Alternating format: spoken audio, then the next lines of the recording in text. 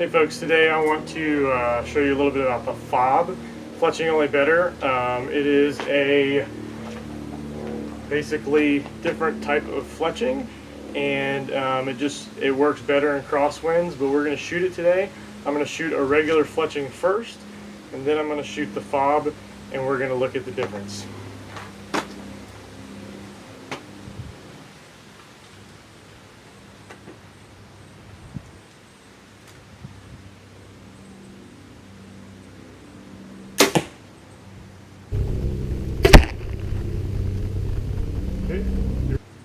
Okay, arrow number one.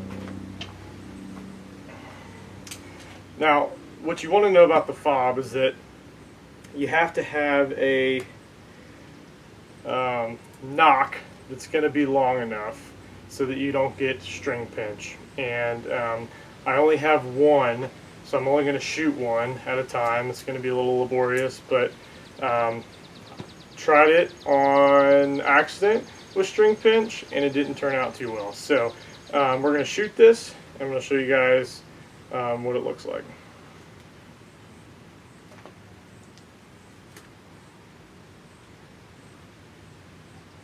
No string pinch. Focus. Boom. Focus. Boom.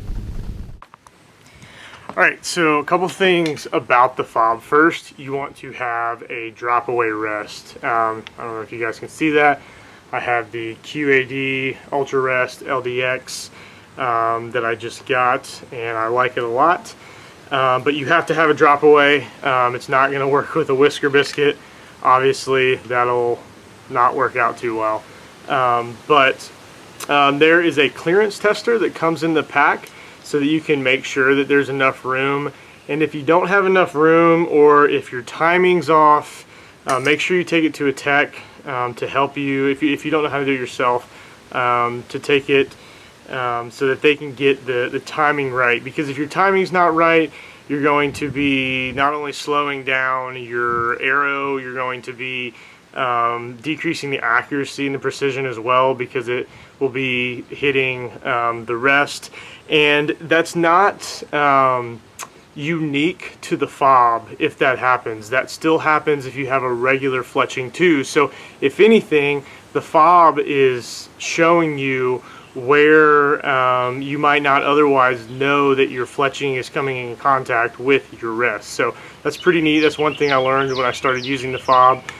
You can see I have a lighted knock right now because it is longer than my knocks that came with my arrows.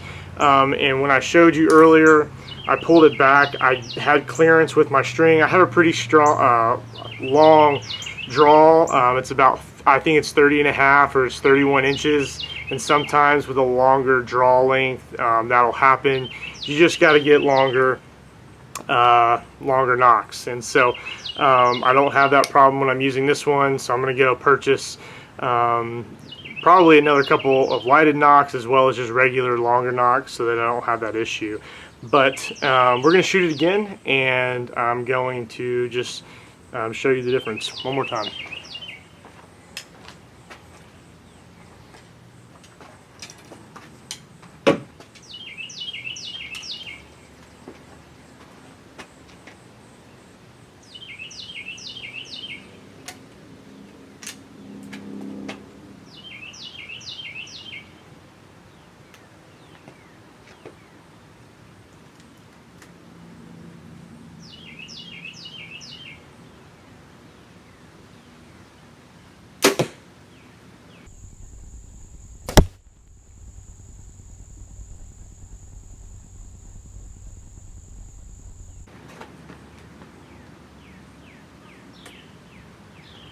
Now for the FOB.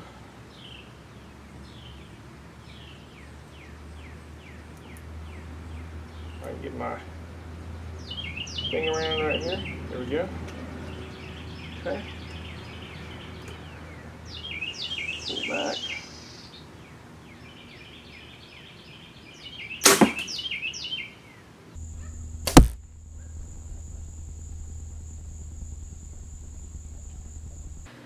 Before we wrap this video up, I wanted to make mention of two more things that I think will help people as they begin to shoot the FOB. So one thing that I mentioned when I was shooting the FOB is that one way to alleviate string pinch is to either use a larger nock.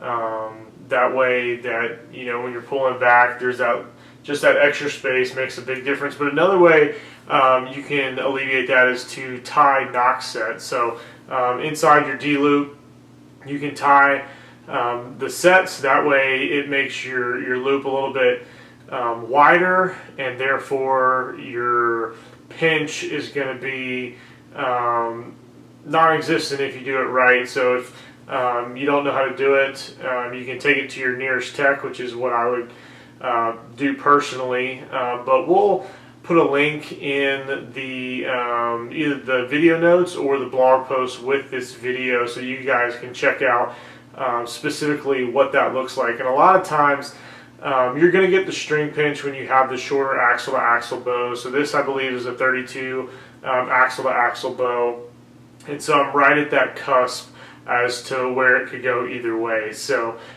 there's definitely a couple ways that you can make sure that that string pinch is not an issue. The other thing I hear oftentimes when people try out the FOB, or when they just see the FOB from a distance and actually haven't shot it themselves, is that they're worried that when they get a pass through on an animal that they're going to lose their arrow. And one thing to do to fix that is to get just wraps to wrap around your arrow. I currently don't have any, but I'm planning on getting some. But FOB Archery sells wraps, as well as, you know, a bunch of other archery stores. But that's a great way just to be able to keep up with your arrow if you are having trouble finding them once you get a clean pass through. So that's all that I have for those just two pieces of advice. And hey folks, I just wanted to basically tie a bow around this video and talk about a couple more things before we sign off. If you can look at these, you see I got the vane in my left hand and the FOB in my right hand, and just from simply looking at the two, you can tell that the vanes have a greater surface area than the FOBs. And so when it's traveling in flight, especially in winds or at longer distances, there's going to be more room for it to wiggle back and forth, just because it's got a greater surface area. And so that's one advantage of the FOB, that not only is it less surface area, but it's also going to roll with those crosswinds. So that's one thing I wanted to point out. Another thing that I wanted to point out is if you're getting inaccurate groupings, one thing you need to keep in mind is that when you're drawing back, that your anchor point, not only is it consistent, but that it's not coming in contact with your cheek or with your nose. More than likely, you're going to feel that, but there's a chance that you may not. And if that's the case, I mean, obviously it's going to mess up the grouping if that FOB is hitting your cheek or really any part of your face at any point. So just keep that in mind. When you go back, look at the video, you can see that, you know, I'm knocked right here underneath my cheekbone, but the FOB is about right there. So it's not